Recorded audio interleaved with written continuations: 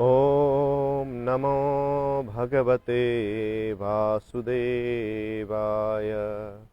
ॐ नमो भगवते वासुदेवाय। ॐ नमो भगवते वासुदेवाय। नारायणं नमस्कृत्य नरं चैव नरोत्तमं देवीं सरस्वतीं व्यासं ततो जयमुदीरये। नष्टप्रायेषु अभद्रेषु नित्यं भागवत सेवया भगवती उत्तमश्लोके भक्तिर्भवति नैष्ठिकी। कृष्णाय वासुदेवाय देवकी नंदनाय च नंदगोपकुमाराय गोविंदाय नमो नमः। श्रीमद् भागवतम स्कंध 10 अध्याय 1 श्लोक क्रमांक 20। तत्र गत्वा जगन्नाथं देवदेवं वृषाकपिं पुरुषं पुरुषसुक्तेन उपतस्थे समाहिता। अनुवाद तथा तात्पर्य। कृष्ण कृपा मूर्ति अभय चरणारविंद भक्ति वेदांत स्वामी श्रील प्रभुपाद जी के द्वारा।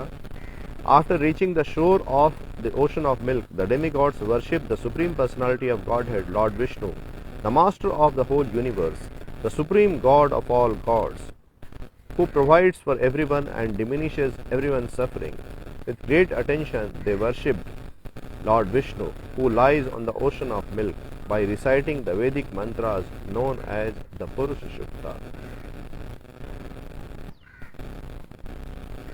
Purport. The demigods such as Lord Brahma, Lord Shiva, King Indra, Chandra and Surya are all subordinate to the Supreme Personality of Godhead.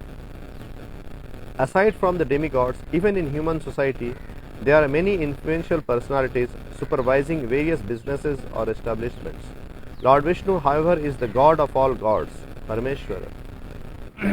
He is Paramapurusha, the Supreme Being, Paramatma, as confirmed in the Brahma Samhita. Ishvara Parama Krishna Satchidananda Vigraha. Krishna, known as Govinda, is the Supreme Controller. He has an eternal, blissful spiritual body. No one is equal to or greater than the Supreme Personality of Godhead, and therefore he is described here by many words: Jagannath, Deva Deva, Vrikshakapi and Purusa. The supremacy of Lord Vishnu is also confirmed in Bhagavad Gita in the statement by Arjuna: Param Brahma Param Dhama Pavitram Paramam Bhavam Purusham Shaswatam Divyam Adi Devam Ajam Vibhum. You are the Supreme Brahman, the ultimate, the Supreme Abode and Purifier, the Absolute Truth and the Eternal Divine Person. You are the Primal Lord. You are the Primal God, Transcendental and Original, and you are the Unborn and All-Pervading Beauty. Krishna is Adi Purusha, the original personality of Godhead. Govindam Adi Purusham Tamaham Bhajami. Vishnu is a plenary portion of Lord Krishna, and all the Vishnu Tattvas are Parameshwar, Deva Deva. Om Ajnanatimmirandhasya Jnananjana Shalakaya Chakshurunmilitam Yena Tasmai Sri Gurave Namaha. Sri Chaitanya Manobhishtam Sthapitam Yena Bhutale Swayam Rupah Kada Mahyam Dadati Swapadantikam. Vandeham Sri Guru Sri Utapadakamalam Sri Gurun Vaishnavascha Sri Rupam Sagrajatam Sahagana Raghunathanvitam Tam Sajivam Sadvaitam Savadhutam Parijana Sahitam Krishna Chaitanya Devam Sri Radha Krishna Padan Sahagana Lalita Sri Vishakhan Vitascha. Nama Om Vishnu Padaya Krishna Prishtaya Bhutale Srimate Bhakti Vedanta Swamin Niti Namine. Namaste Saraswate Devi Gauravani Pracharine Nirvishesha Shunyavadi Pashatya Deshatarine. He Krishna Karuna Sindhu Dina Bandhu Jagatpate Gopesha Gopika Kanta Radha Kanta Namostute. तप्त कांचन गौरांगी राधे वृंदावनेश्वरी वृषभानुसुते देवी प्रणमामि हरिप्रिये। श्री कृष्ण चैतन्य प्रभो नित्यानंद श्री अद्वैत गदाधार शिवासादि गौर भक्त वृंद। हरे कृष्णा कृष्ण कृष्ण हरे हरे, हरे Ram Ram Ram Hare Hare.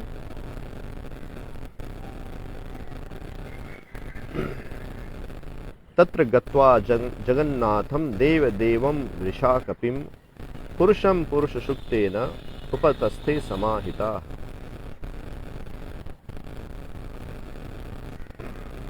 After reaching the shore of ocean of milk, the demigods worship the Supreme Personality of Godhead, Lord Vishnu, the Master of the whole universe, the Supreme God of all gods, who provides for everyone and diminishes everyone's suffering. With great attention, they worship Lord Vishnu, who lies on the ocean of milk, by reciting the Vedic mantras known as Purusha Sukta. यहाँ श्रीमद् भागवतम के इस श्लोक में यह बताया जा रहा है कि किस प्रकार जो देवतागण हैं, ब्रह्मा, शिव, इंद्र, चंद्र, वायु, सूर्य इत्यादि सभी देवता, जो धरती माता हैं, पृथ्वी माता, जिन्होंने एक गाय का रूप धारण किया है, उनके साथ वो क्षीर सागर के तट पर गए और क्षीर सागर के तट पर जाकर उन्होंने भगवान विष्णु के कृपा याचना के लिए, उनकी कृपा का आह्वान करने के लिए वो क्षीर सागर में जाकर उन्होंने भगवान की आराधना की। यहाँ बताया जा रहा है कि पुरुषम पुरुष सुक्तेन उपतस्थे समाहिता। भगवान की पूजा की बहुत ध्यानपूर्वक, समाहित ध्यानपूर्वक उन्होंने भगवान की पूजा की, और उन्होंने भगवान की पूजा की पुरुष सुक्त प्रार्थनाओं को गाकर। तो पुरुष सुक्त प्रार्थना यहाँ जो ब्रह्मा, शिव, सूर्य, चंद्र, वायु जो हैं, ये सभी देवतागण जो हैं भगवान की कृपा को प्राप्त करने के लिए, धरती माता जो हैं उनके कष्ट से उनको निवारण करने के लिए भगवान के अवतरण हेतु भगवान को वो पूजा कर रहे हैं ध्यानपूर्वक पुरुष सुक्त प्रार्थनाओं के द्वारा। तो यहाँ श्रील प्रभुपाद तात्पर्य में बता रहे हैं कि जितने भी देवी देवता हैं, जितने इंद्र, चंद्र, वायु, यहाँ तक कि शिव और ब्रह्मा जी भी जो हैं, वो सभी भगवान के शरण में यहाँ गए हैं, क्योंकि भगवान विष्णु या भगवान कृष्ण जो है वो पूर्ण पुरुषोत्तम भगवान है, वो पूर्ण पुरुषोत्तम भगवान है। अतः सिर्फ भगवान ही एकमात्र व्यक्ति हैं जो धरती के बोझ को कम करने में सक्षम है, और इस प्रकार इस हेतु सारे देवी देवता जो हैं वो भगवान के शरण में वहां पर गए हैं और भगवान की कृपा की याचना कर रहे हैं। और श्रील प्रभुपाद अलग अलग शास्त्रों से दृष्टांत देकर कोट करके बता रहे हैं कि किस प्रकार कृष्ण जो है पूर्ण पुरुषोत्तम भगवान है। बता रहे हैं कि ईश्वर परम कृष्णा सच्चिदानंद विग्रह अनादिर आदिर गोविंद सर्व कारण कारणम। तो कृष्ण जो है समस्त कारणों के कारण है, और भगवद गीता में अर्जुन कृष्ण को बता रहे हैं परम ब्रह्म परम धाम पवित्रम परमम भवान पुरुषम शाश्वतम दिव्यम आदि देवम अजम विभुम। तो कृष्ण पूर्ण पुरुषोत्तम भगवान है, समस्त शास्त्रों का एक कथन है, और इस प्रकार पूर्ण पुरुषोत्तम भगवान होने के कारण सिर्फ कृष्ण ही जो है वो संसार की समस्या का मूलभूत निराकरण है। संसार की समस्या का निराकरण कृष्ण के शरण में गए बिना संभव नहीं है, और इसी हेतु सारे देवी देवता जो हैं वो यहाँ पर कृष्ण के शरण में जा रहे हैं। तो संसार में जो लोग हैं वो अपने समस्या का निराकरण के लिए वो विभिन्न प्रकार के अलग अलग देवी देवताओं के पास जाते हैं। कांचतः कर्मणाम सिद्धि जंत यह देवता क्षिप्रम ही मानुषे लोके सिद्धिर्भवति कर्मजा। तो अलग अलग देवी देवताओं के शरण में जाते हैं अपनी इच्छाओं को पूर्ति करने के लिए।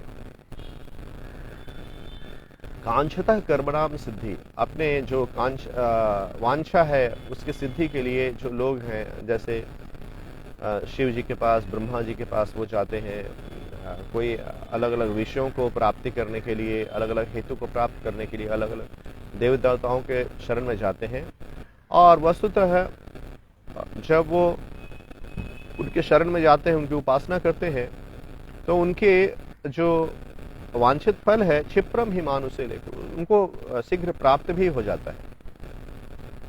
तो चूंकि उनकी कामना भौतिक होती है, उनकी इच्छा भौतिक होती है, और भौतिक इच्छाओं के लालच से, भौतिक इच्छाओं को पूरा करने के लालच से वो देवी देवताओं के शरण में जाते हैं और अपनी इच्छाओं को पूर्ति करते हैं। परंतु उनकी भौतिक कामना जो है यदि पूर्ण भी हो जाए तो उनके जीवन की समस्या का समाधान संभव नहीं है, उनके जीवन की समस्या का समाधान नहीं होता है, क्योंकि देवी देवता भी भगवान के शरण में जाते हैं, क्योंकि कृष्ण जो है वो पूर्ण पुरुषोत्तम भगवान है। तो जब जिन देवी देवताओं के शरण में जीव जा रहा है अपनी भौतिक इच्छाओं को पूरा करने के लिए, अपनी भौतिक कामनाओं को पूरा करने के लिए, वो देवतागण भी यहाँ देख रहे हैं कि वो स्वयं भी भगवान श्री कृष्ण के शरण में जा रहे हैं। धरती के बोझ को, धरती के समस्या को सुनकर वो धरती माता को लेकर वो भगवान के शरण में गए हैं और वहां पर ध्यान पूर्वक उनका उपासना कर रहे हैं, ध्यान पूर्वक उनको पूज रहे हैं और पुरुष सूक्त प्रार्थनाओं के द्वारा भगवान की कृपा को याचना कर रहे हैं। तो वस्तुतः भगवान के शरण में गए बिना कोई व्यक्ति अपने जीवन की समस्याओं से छुटकारा नहीं पा सकता, अपने जीवन की समस्याओं से मुक्त नहीं हो सकता है। लोग संसार में, लोगों को अपने जीवन की समस्याओं का भान नहीं है, उनको यह ज्ञान नहीं है कि उनके जीवन की मूलभूत समस्या क्या है। कभी कभी लोगों को कोई चीज़ों की आवश्यकता होती है, अच्छे एग्जाम में ग्रेड्स चाहिए, अच्छी विद्या चाहिए तो सरस्वती की उपासना करते हैं, अच्छा हेल्थ चाहिए, अच्छा स्वास्थ्य चाहिए तो सूर्य की उपासना करते हैं, अच्छी पति चाहिए, पत्नी चाहिए तो पार्वती और शिव का उपासना करते हैं। इस प्रकार अलग अलग इच्छाओं के लिए अलग अलग देवी देवताओं के पास जाते हैं अपनी इच्छा पूर्ति के लिए, परंतु उन्हें यह ज्ञान नहीं है कि उनके जीवन की मूल जो समस्या है वो क्या है। तो भगवान भगवद गीता में कहते हैं कि जन्म मृत्यु जरा व्याधि दुख दोषानुदर्शनम, जीवन की जो मूलभूत समस्या है वह जन्म मृत्यु जरा व्याधि है, और जन्म मृत्यु जरा व्याधि से कोई देवी देवता जो हैं वो मुक्ति नहीं दिला सकते। देवी देवताओं की उपासना से व्यक्ति जन्म मृत्यु जरा व्याधि के चक्र से वह नहीं छूट सकता है।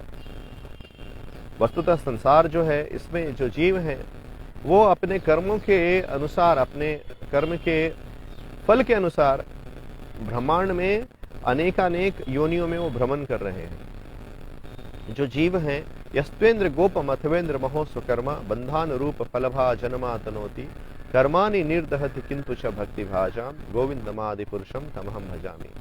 तो जीव जो जिन देवी देवताओं के पास जा रहा है, उनकी कामना कर रहा है, तो ये एक जीव जो है वह अपने कर्मों के अनुसार कभी कभी देवता का भी शरीर ग्रहण करता है। 84 लाख योनियों में देवता का शरीर ग्रहण करता है, मनुष्य का शरीर ग्रहण करता है, निम्न पशुओं का शरीर ग्रहण करता है। इस प्रकार वह निरंतर 84 लाख योनियों में भ्रमण कर रहा है और उसकी जो इच्छाएं हैं, उसकी भौतिक कामनाएं हैं, वो तृप्त नहीं हुई हैं।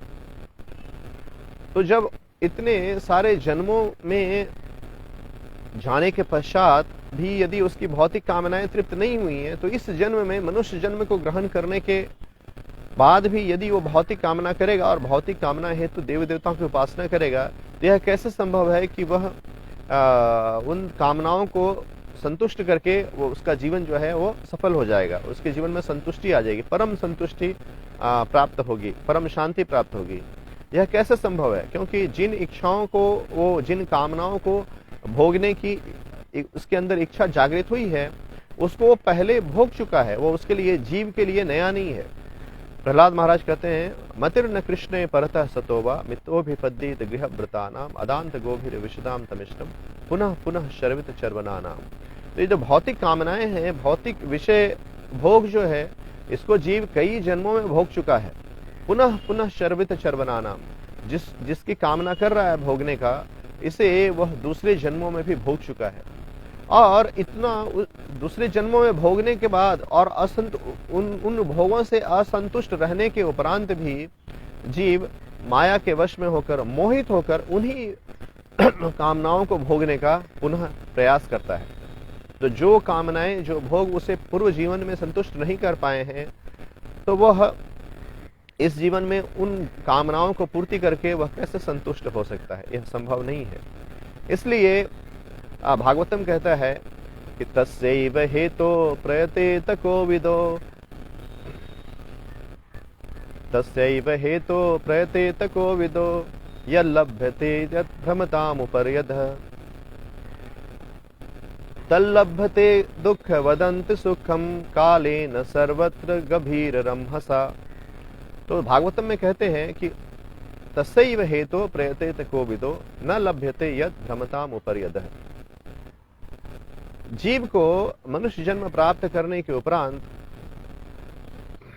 तस्यैव हेतो प्रयतेत कोविदो, जो व्यक्ति ज्ञानवान होता है, कोविद होता है, जो जिसको फिलोसॉफिकल सर्च होते हैं, जो जीवन के लक्ष्य को ढूंढने का प्रयास करता है, जिसके अंदर विवेक होता है, उसे चाहिए तस्यैव हेतो प्रयतेत कोविदो न लभ्यते यद् भ्रमताम उपर्यधः। वो से उस विषय वस्तु को प्राप्त करने का चेष्टा करना चाहिए जिससे कि न लभ्यते यद् भ्रमताम उपर्यधः, जो इस संसार में 84 लाख योनियों में भ्रमण करने के उपरांत उसे प्राप्त नहीं हो सकता है। तो एक मनुष्य को, एक विवेकपूर्ण मनुष्य को, विवेक युक्त मनुष्य को, बुद्धिमान मनुष्य को चाहिए कि वह ऐसे वस्तु को प्राप्त करने की चेष्टा करे जिसे संसार के पूरे चक्र में, संसार के 84 लाख योनियों में, संसार के अलग अलग लोकों में भ्रमण करके भी वो प्राप्त नहीं हो सकता है। तल्लभ्यते दुःख वदन्ति सुखम।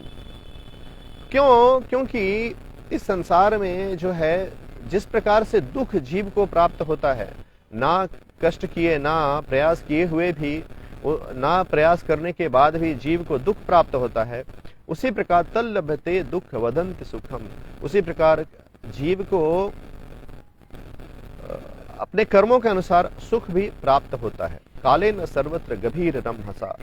तो यह काल के प्रभाव से ये सारे जो जीव हैं, उसे उसके कर्मानुसार जो फल हैं वो प्राप्त होता है। ऐसा नहीं है कि हम अधिक प्रयास करके जीवन को अधिक संतुष्ट और सुखमय बना लेंगे, यह जो है संभव नहीं है, क्योंकि इस प्रकार का प्रयास हमने पूर्व जन्म में भी किया है।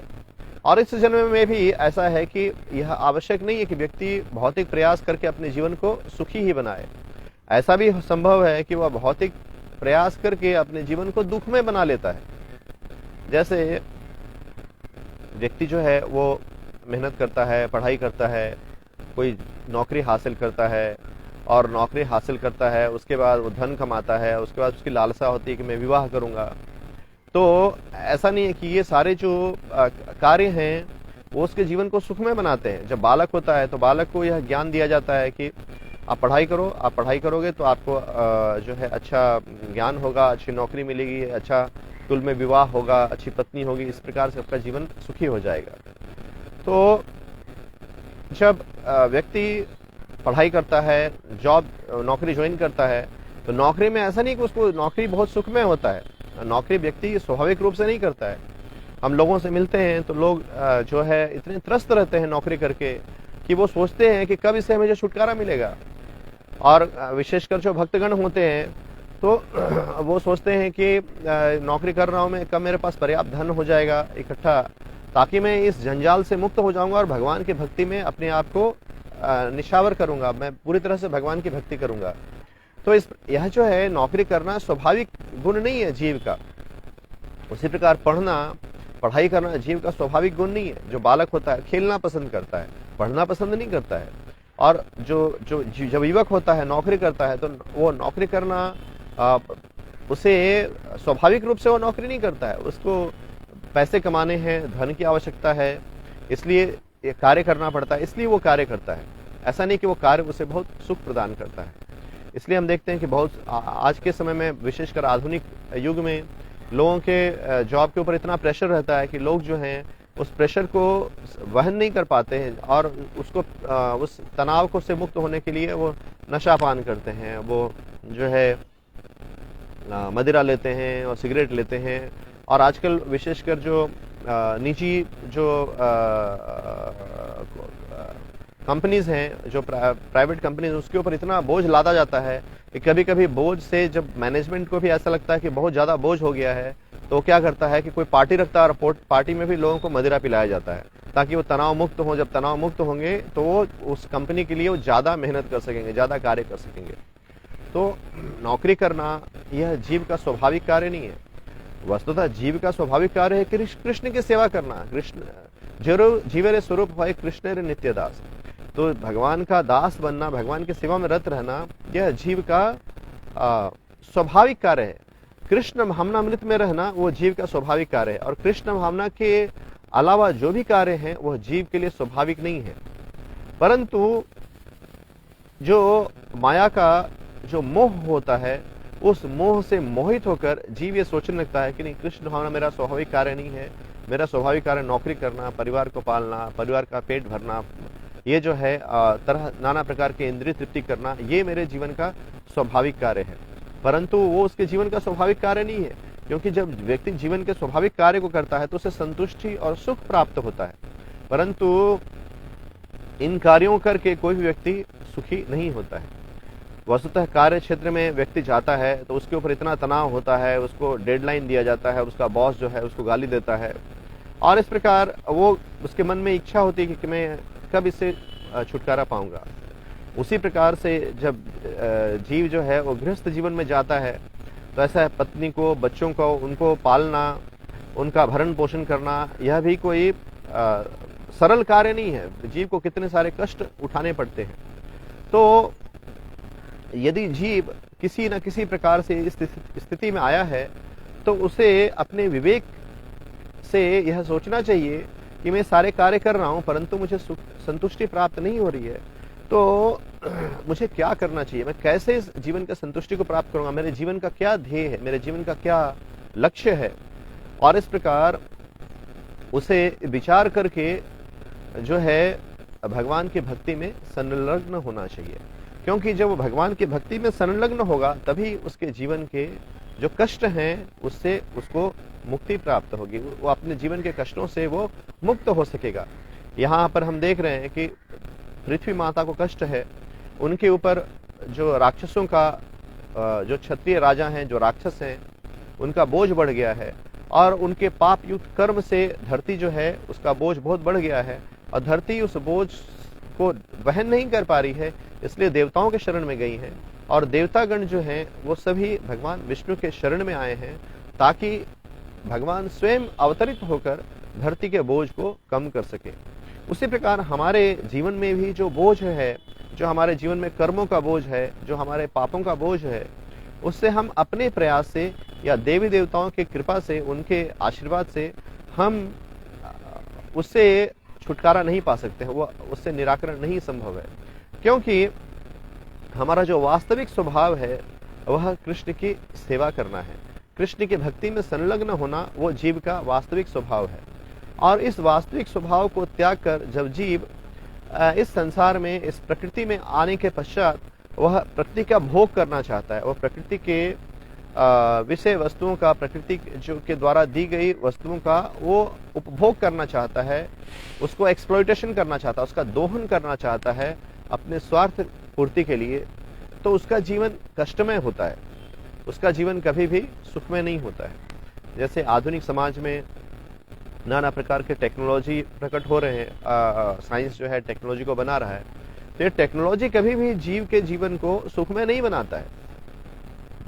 यह टेक्नोलॉजी जो है वो जीवन को कभी भी आसान नहीं बनाता है, क्योंकि जो मूलभूत कष्ट जो है, जन्म मृत्यु जरा व्याधि, वो इन टेक्नोलॉजी द्वारा वो समाप्त नहीं किया जा सकता है। और इसलिए जीवन की जो मूलभूत कष्ट हैं, उन कष्टों से निराकरण सिर्फ भगवान के चरण कमलों को प्राप्त करके ही किया जा सकता है। और भगवान के चरण कमल जब उनकी हम शरण में जाते हैं, जब भगवान को हम समर्पित करते हैं, जब भगवान की सेवा में जब लगते हैं, तो हमें आध्यात्मिक आनंद की अनुभूति होती है, क्योंकि भगवान जो है वो आनंद के स्रोत हैं। तो वस्तुतः जीवन के कष्ट और उनका जीवन के कष्टों का जो निराकरण है वह भगवान के शरण में जाए बिना कदापि संभव नहीं है। श्रीमद् भागवतम के 11वें स्कंध में बताया गया है, लब्ध्वा सुदुर्लभम इदम बहु संभवान्ते मनुष्यम अर्थदम नित्यम अपीह धीर तूर्णम यतेत न पतेदनु मृत्यु यावत् निःश्रेयस्या विषय खलु सर्वतस्यात्।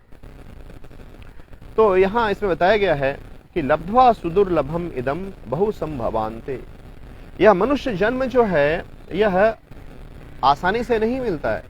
लब्ध्वा सुदुर्लभम इदम बहु संभवान्ते, अनेकानेक योनियों में भ्रमण करने के उपरांत यह मनुष्य जन्म हमें प्राप्त होता है। यह मनुष्य जन्म जो है ये बहुत ही दुर्लभ है। भगवत गीता में भी बताया गया है कि जो है ये मनुष्य जन्म जो है बहुत दुर्लभ है। श्रीमद् भागवतम में बताया गया है कि दुर्लभम मानुषम जन्म तद अपि अध्रुवम अर्थदम कौमार आचरित प्रज्ञो भगवान धर्मान भागवतामिह। तो यह मनुष्य जन्म जो है बहुत दुर्लभ है। लब्ध्वा सुदुर्लभम इदम बहु संभवान्ते, यह दुर्लभ क्यों है?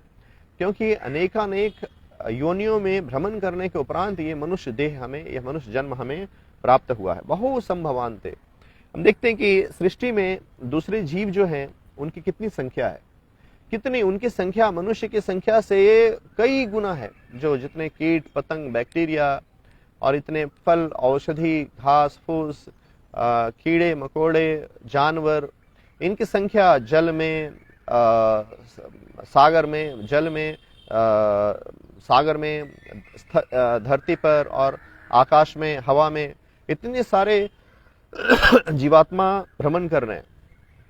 यहाँ तक जीवात्मा को सर्वगतः कहा गया है कि पृथ्वी में कहीं कोई भी ऐसा क्षेत्र नहीं है, कोई भी ऐसा वातावरण नहीं है जहां पर कि जीवात्मा स्थित नहीं है। इतनी सारी जीवात्माओं की संख्या है, उसमें से कुछ जो है लोग मनुष्य जो हैं उनको यह सौभाग्य प्राप्त हुआ है, मनुष्य जन्म का सौभाग्य प्राप्त हुआ है। इसलिए लब्ध्वा सुदुर्लभम इदम बहु संभवान्ते, इन्हीं का अनेक जन्मों के बाद 84 लाख योनियों में फिरने के बाद उसे अब मनुष्य जन्म प्राप्त हुआ है।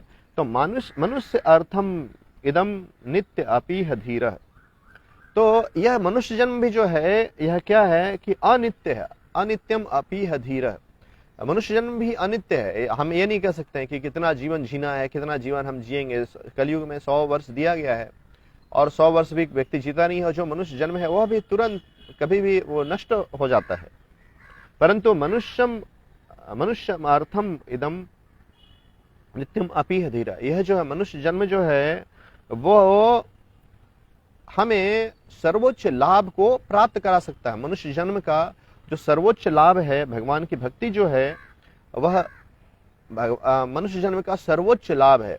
यदि हम मनुष्य जन्म पाकर भगवान की भक्ति नहीं करते हैं तो उस लाभ से अपने आप को वंचित करते हैं। इसलिए नरोत्तम दास ठाकुर लिखते हैं कि मनुष्य जन्म पाया राधा कृष्ण ना भजिया, जानिया सुनिया विष खाइया। तो मनुष्य जन्म पाकर भी यदि हम श्री श्री राधा कृष्ण के चरण कमलों को नहीं भजते हैं, उनके पवित्र नामों का जप नहीं करते हैं, तो उनके अपने जीवन का सर्वस्व नहीं बनाते हैं, उनके चरण कमलों में यदि अपने जीवन को नहीं निछावर करते हैं, उनको समर्पण नहीं करते हैं, तो यह मनुष्य जन्म जो है जानिया सुनिया विष खाइया, यह जो है जानबूझकर विष पीने के समान है। तो यहाँ भागवतम बता रहे हैं कि तूर्णम यतेत न पतेत अनुमृत्यु यावत, कि मृत्यु प्राप्त होने से पूर्व तूर्णम यतेत न पतेत अनुमृत्यु यावत, यह मनुष्य जन्म जो है यह जो है बहुत दुर्लभ है, कभी भी नष्ट हो सकता है, इसका पतन हो सकता है। तो यह देह जो है, मनुष्य देह जो है, यह पतित हो जाए, गिर जाए, मृत्यु को प्राप्त हो जाए, उससे पहले हमें क्या करना चाहिए कि हमें भगवान का भजन करना चाहिए, हमें भगवान को ढूंढना चाहिए और यह चेष्टा करनी चाहिए कि कैसे मैं भगवान को समर्पित करूंगा, कैसे मैं अपने जीवन के लक्ष्य को प्राप्त करूंगा, जो कि भगवान के जो चरण कमल है उसको कैसे मैं ध्यान पूर्वक उसकी आराधना करूंगा। निःश्रेयसाय, श्रेयसाय का अर्थ है कि हम भगवान के चरण कमलों को समर्पण करें और निःश्रेयसाय विषय खलु सर्व तस्यात्। और यहाँ भागवतम बता रहे हैं कि विषय की चिंता या विषय का भोग करने की इच्छा हमें नहीं करना चाहिए, क्योंकि जो विषय का भोग जो है वह खलु सर्वतः स्यात्, यह हमने इतने सारे जन्मों में उसे हम कर चुके हैं।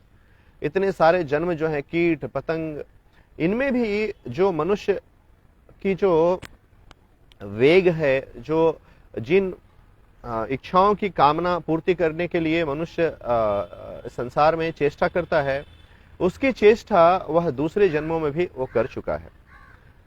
जितने भी भौतिक सुख है जिसकी कामना यहाँ संसार में जीव करता है, ये सारे कामनाएं हम जीवन के दूसरे योनियों में भी हम कर चुके हैं।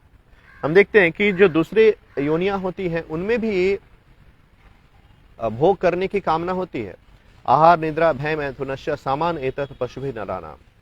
जो आहार निद्रा भय मैथुन ये जो है वह दूसरे योनियों में भी इसे भोगा जाता है। जो दूसरे योनि हैं वह भी तो आहार करते हैं, पशु पक्षी वो आहार करते हैं, और पशु पक्षियों को आहार करने के लिए इतना कष्ट भी नहीं लेना पड़ता है। उनको प्रकृति के द्वारा ये चीजें प्रदत्त रहती है। मनुष्य को तो आहार करने के लिए भी कितना कष्ट करना पड़ता है, उसको पैसा कमाना पड़ता है, उसको इतना श्रम करना पड़ता है आहार पाने के लिए। लेकिन प्रकृति ने, चिड़िया जो है वो फल होता है, चिड़िया उड़ती है जाती है और फल को वो ग्रहण करती है। तो प्रकृति ने दूसरे जीवन में इन सारी चीजों को दिया है, आहार निद्रा।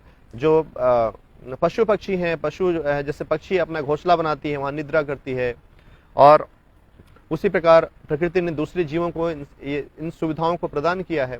परंतु मनुष्य को निद्रा करने के लिए उसको घर बनाना पड़ता है, वो गर्मी लगता है तो एसी चलाता है, पंखा चलाता है, उसमें सोता है, और भय से रक्षा करने के लिए इतने सारे चीजों को वो एकत्रित करता है।